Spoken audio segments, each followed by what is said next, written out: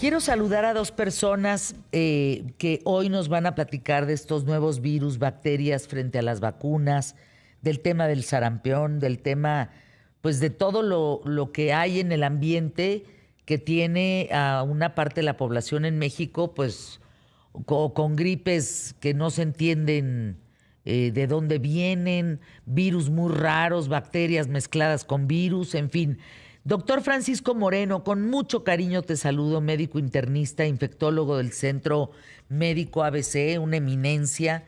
¿Cómo olvidar, doctor Moreno, el trabajo que hiciste arduo, constante y sonante durante la pandemia?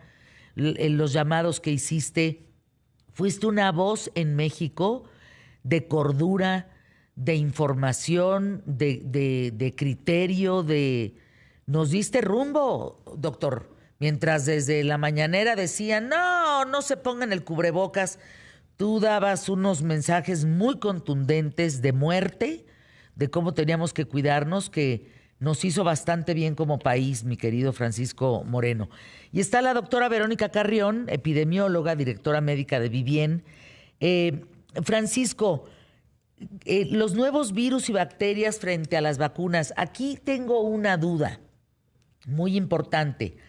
Se dice que algunas de las vacunas, que es la primerísima pregunta, algunas de las vacunas puestas durante la epidemia del COVID, esta pandemia terrorífica, causaron ELA.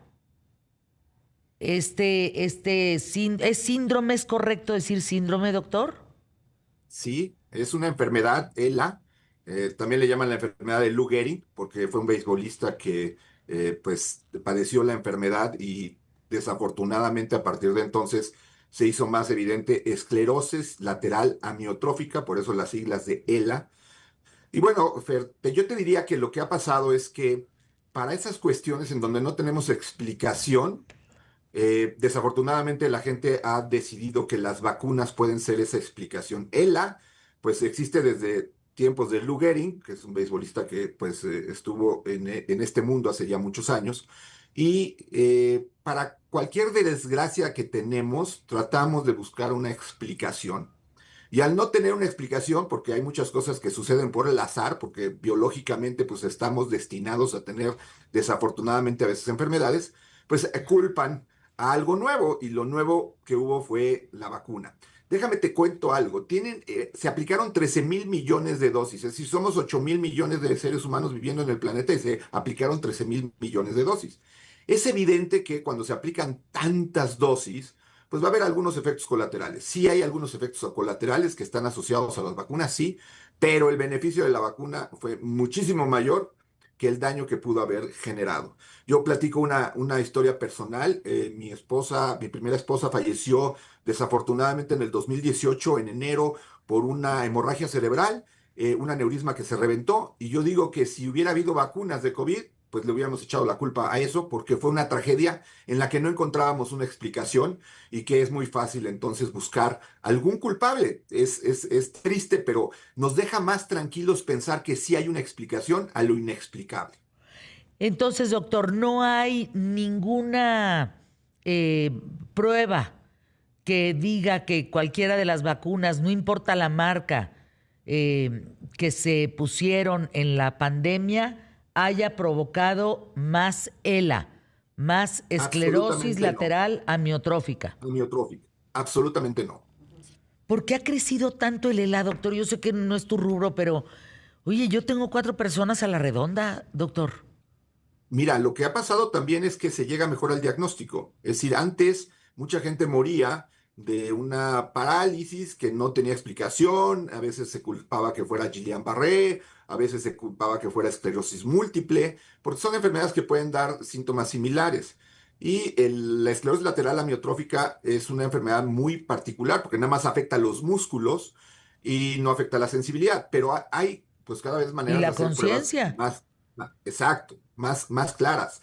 Desafortunadamente es una enfermedad terrible porque pues no te afecta el área cognitiva, pero sí te afecta el área muscular. Entonces son personas que van perdiendo facultades motrices, pero que están neurológicamente conscientes y bien, y eso lo hace pues terrible, porque pues el paciente se va dando cuenta que pues literalmente se está muriendo, ¿no? Eso es algo muy, muy, muy triste, muy severo, pero pues puede haber otros factores ambientales. Vivimos en un mundo en donde hay muchas cosas nuevas y que seguramente con estudios que van a venir pueden detectar pues algún origen. Ahora te voy a decir algo.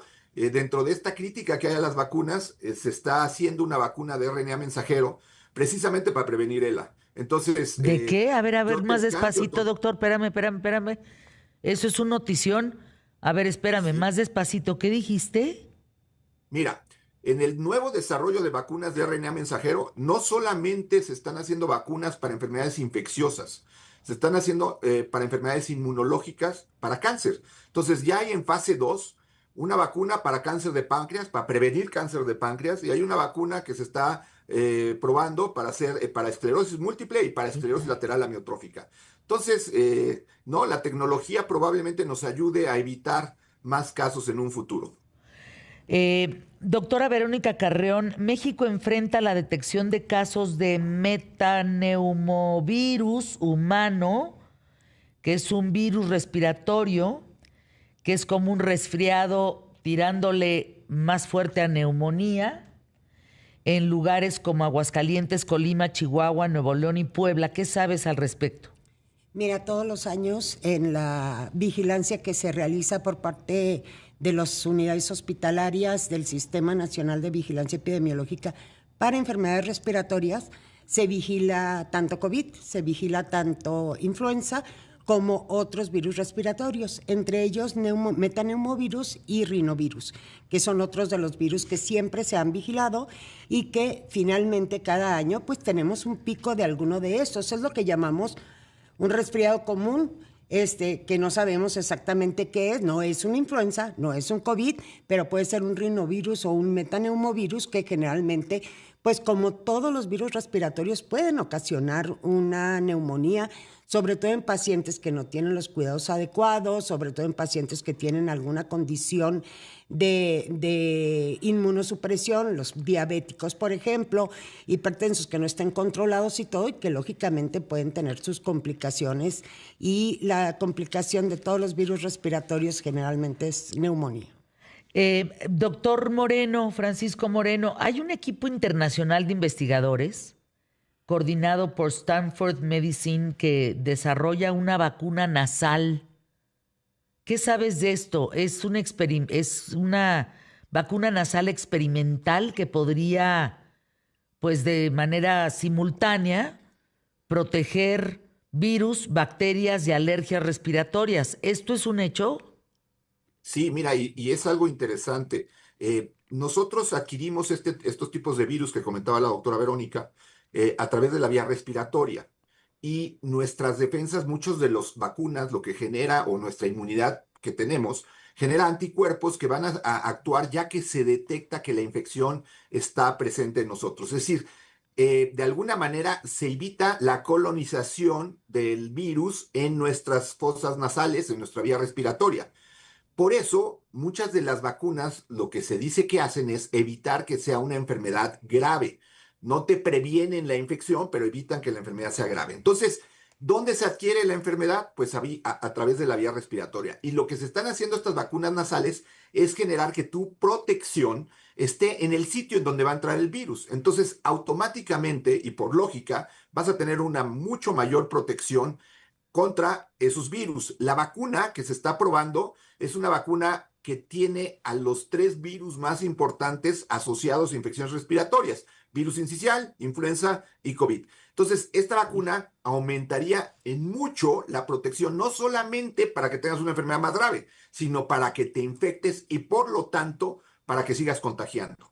Estas vacunas se están probando, hay vacunas que están haciendo como triple viral, o sea, virus sincicial, COVID, influenza, y hay vacunas individuales, y hay una vacuna para influenza que existe principalmente para la gente que tiene alergia al huevo y que no se puede poner la vacuna normal, se puede adquirir en Estados Unidos, pero con base a ese tipo de pensamiento es como se están desarrollando estas vacunas. A ver, doctor Francisco Moreno, doctora Verónica Carrión, A mí me impresiona la cantidad de virus. Es impensable que el sincicial, que el rinovirus, que la influenza, que el SARS-CoV, tú las traes. O sea, pues, ¿qué pasa? O sea, ¿qué hace diferente a cada uno de estos virus? ¿Cómo es que para nosotros poder estar informados, cómo atacan, doctor? Mira, primero hay que decir que estos virus no son nuevos, o sea, hay pocos virus nuevos que hemos adquirido. Uno es el COVID-19, por eso era el nuevo coronavirus. Y lo que tenemos ahora es la tecnología para detectarlos, para hacer el diagnóstico. Entonces te haces una prueba respiratoria que se llama un panel respiratorio, en el que te checan 20 diferentes Sí, agentes virus, infecciosos, que bacterias pueden y ser hongos. bacterias y virus. Exacto. Entonces puede resultar que lo que antes tú dirías hace 15 años es que lo que tú tienes es una gripa fuerte. Pues no, ahora es un metaneumovirus, o es un adenovirus, o es un rinovirus, o es un coronavirus no COVID, porque todos esos vienen en el panel. Entonces, la gente se asusta porque cree que todos esos virus son nuevos. No, esos virus ya existían. Ahora, afortunadamente, tenemos la capacidad de detectarlos. ¿Por qué? Porque si yo te diría, tienes una gripa fuerte, toma el Tamiflu, el Oseltamivir, pues nada más te va a servir para influenza. No te sirve ni para COVID, ni para Exacto. metaneumovirus, ni para los otros. Entonces, el saber qué tipo de virus tienes, pues hace que tu tratamiento sea más específico, que no se abuse de antibióticos, porque los virus no responden a antibióticos, pero si tienes un neumococo, si tienes un Haemophilus influenza, si tienes una moraxela, si tienes una legionela, clamidia, micoplasma, todos esos son Ascuas. bacterias que te pueden dar enfermedades respiratorias que requieren antibiótico. Entonces, eso hace que la medicina sea mucho más precisa, el diagnóstico sea más certero y obviamente que el pronóstico del paciente sea mucho mejor. Antes decíamos, a ver si le atinas al antibiótico. No, pues no es de atinarle, es de saber qué tienes para darte el tratamiento adecuado. Gracias, doctor. Vamos a ir a anuncios QTF y regresamos. Yo les reitero, y lo viví, le estaba platicando a la doctora Carrión y al doctor Moreno. De veras me puse muy mal en enero. Y lo que aprendí importantemente es que si tú te automedicas y no sabes qué bicho tienes, lo puedes potenciar. Es así de sencillo. Si tú tienes una legionela, por ejemplo, en las vías respiratorias, que es una bacteria, y no lo sabes y lo tratas como si fuera una influenza, lo puedes activar y puedes morir. O sea, ya la automedicación ya no es la de antes, ¿eh? Ya ahora, foco rojo. Más adelante, doctor Francisco Moreno, médico internista, infectólogo del Centro Médico ABC. Vamos con el tema del sarampión. Mientras tanto, doctora Verónica Carrión, platicábamos, epidemióloga, directora médica de Vivien. Doctora, de este tema de la legionela. ¿Tú te sabes la historia? Legionela es porque mató a legionarios, ¿no? Una En bacteria. la, en la Convención de Legionarios de Pensilvania en 1976-77, hubo una epidemia en donde varios de los que fueron a la convención resultaron enfermos y la causa de esto después se identificó como una bacteria que se llama Legionella pneumófila. Esta bacteria habitualmente se desarrolla en sitios en donde hay humedad, en zonas donde hay acumulación de agua, vapores, etcétera. Y en el frío, pues habitualmente hay ese tipo de aparatos para producir un poquito de calor con agua, y ahí es donde se puede incubar y desarrollar la legionela, que es una enfermedad que requiere cierto tipo de antibióticos que no son muy habituales para el tratamiento de cualquier neumonía. Y por eso, no solamente la agresividad de la bacteria, sino que si no se da el tratamiento adecuado, pues la mortalidad que tienen las personas con legionela es muy alta. Sin tratamiento es arriba del 50%. Híjole. Hubo un brote, decías, doctora. Sí, hace aproximadamente, serán unos 10 años, hubo un brote de legionela detectada en visitantes de Estados Unidos en Jalisco, en el estado de Jalisco, Uy. y se detectó, la enfermedad se detectó en Estados Unidos, no hicieron la notificación a las autoridades sanitarias, a la Secretaría de Salud. La Dirección General de Epidemiología hizo el estudio en Jalisco y encontró que efectivamente en los aires acondicionados, en los hoteles donde habían estado los pacientes, encontraron legionela. Entonces es algo que podemos encontrar. Ahorita te preguntaba, ¿saliste de viaje? ¿Estuviste en algún hotel? Porque generalmente en esos lugares es donde llegan a ver, porque no hay un cuidado de manera constante, tomas de muestras para estar validando y verificando lo que está saliendo de los aires acondicionados, Sí, que no, es un pues está poco canijo. más difícil. O Entonces, sea, ¿pare sí, de respirar o qué? ¿Cómo? pues es que es igual que el sarampión, y ahorita lo que decía el doctor, completamente cierto. Finalmente, la tecnología nos ha ayudado a detectar de manera mucho más oportuna las enfermedades, por un lado. Por otro lado, las nuevas tecnologías nos ayudan a tener un diagnóstico mucho más amplio. Estos paneles respiratorios o paneles virales que puede haber. El sarampión, hay más de 100 enfermedades que cursan con un cuadro exantemático. Entonces, todo lo que tenga exantema se tiene que considerar como un posible sarampión con la finalidad de descartar, sobre todo para los sistemas de vigilancia epidemiológica de cualquiera de los países. Entonces, esto se puede notificar, se puede avisar a las autoridades y se encargan de hacer una revisión. Porque así como tú estuviste en riesgo, pues hay otros pacientes que pueden estar en riesgo. Doctor Francisco Moreno, sarampión. Aquí al aire nos pusimos la vacuna, el equipo de ¿Qué tal Fernanda? La semana pasada. Vino el Instituto del Seguro Mexicano a ponernos estas vacunas. Yo no tuve reacción alguna, me dolió el líquido, pero ninguna reacción. ¿Qué está pasando con el sarampión? Yo quiero ser muy puntual en esto, porque aquí hay culpables en el brote de sarampión que estamos teniendo hoy en día en México y se llama Andrés Manuel López Obrador y el inútil de Gatell. Es así de sencillo, porque Tristemente es real lo que estás diciendo, es absolutamente correcto. Y te voy a decir por qué. Primero, la última muerte que habíamos tenido de sarampión fue en 1995. Llevamos 32 muertes desde que empezó la epidemia de sarampión en México en febrero del año pasado. Hay más de 11,000 casos confirmados. Por cierto, se les cayó la página del reporte diario. Entonces, tenemos el último reporte es de 11,062 del día 24 de febrero, porque ¡qué no hubo ni ayer ni barbaridad! hoy. ¿Es en serio Eh, lo que estás diciendo, doctor? ¿Se les cayó sí, la página? pues no está disponible, no tenemos los datos de ayer ni de hoy. Pero lo que te voy a decir es muy importante. Mira, los dos grupos de edad más importantes, con más casos y desafortunadamente con más defunciones, son niños entre 0 a 4 años y niños entre 5 y 10 años. De los 32 fallecimientos, 20 han ocurrido en niños menores de 7 años. 7 años son niños que debieron haber sido vacunados en tiempo de hace 7 años para acá. Entonces, no son tiempos de hace 30, son tiempos de hace 7 años.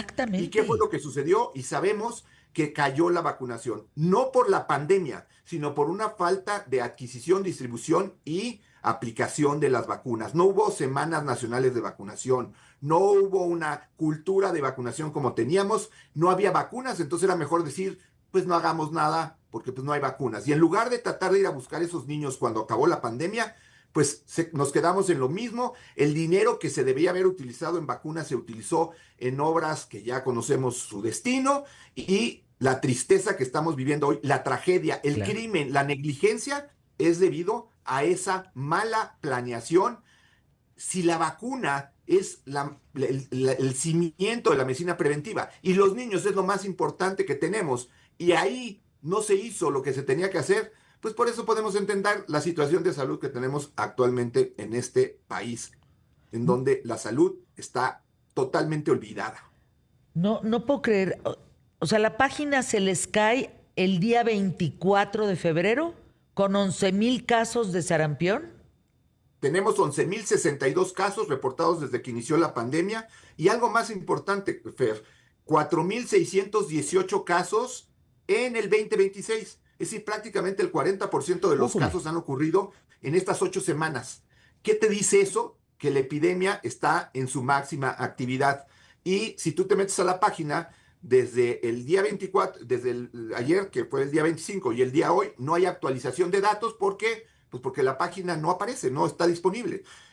No ¡Qué sabemos si barbaridad! no la ha Pero, querido subir, si la página no está funcionando, pero pues para algo tan importante, imagínate que en tiempos de COVID hubieran dicho, no, pues no tenemos estadísticas hoy. Pues eso está pasando con el sarampión. ¿Hacia dónde puede llegar este tema del sarampión si nosotros no nos vacunamos? Es una enfermedad muy contagiosa. La medicina para prevenir el sarampión es vacuna, vacuna, vacuna. Si tenemos personas que no están vacunadas, va a seguir habiendo sarampión.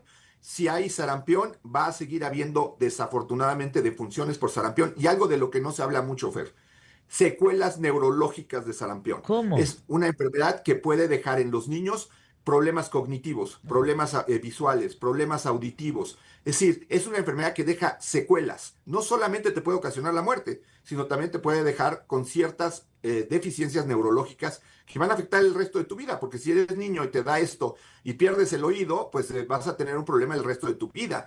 De eso no se habla mucho, sigue habiendo casos y desafortunadamente seguramente hay muchos niños con secuelas neurológicas. Y va a seguir habiendo. Aquí una de las cosas también súper importantes es la parte de la amnesia inmunológica que produce el sarampión. Una vez que te da sarampión, es como si te borrara todo tu sistema inmunológico. Tiene un sistema inmunológico súper fortalecido para sarampión, o sea, te queda una inmunidad de por vida para sarampión, pero te borra todo lo que ya aprendiste, todo lo que tu organismo aprendió con todas las enfermedades o todas las vacunas que te pusiste, y esto tarda aproximadamente unos 27 meses en que se pueda volver a recuperar. Y como bien dice el doctor, los problemas neurológicos que puede haber, sobre todo aquellos pacientes que tienen una alteración neurológica, pero todavía durante 7 o 10 años después vamos a ver secuelas. Hay una secuela que tiene el sarampión, que es la panencefalitis esclerosante subaguda, que es mortal por necesidad y que no la vemos hasta después de 7 años. Y es una persona que tuvo sarampión, se recuperó aparentemente, pero en 7 años empieza con un problema cerebral, neurológico, pero que no tiene cura y que desafortunadamente lo lleva a la muerte.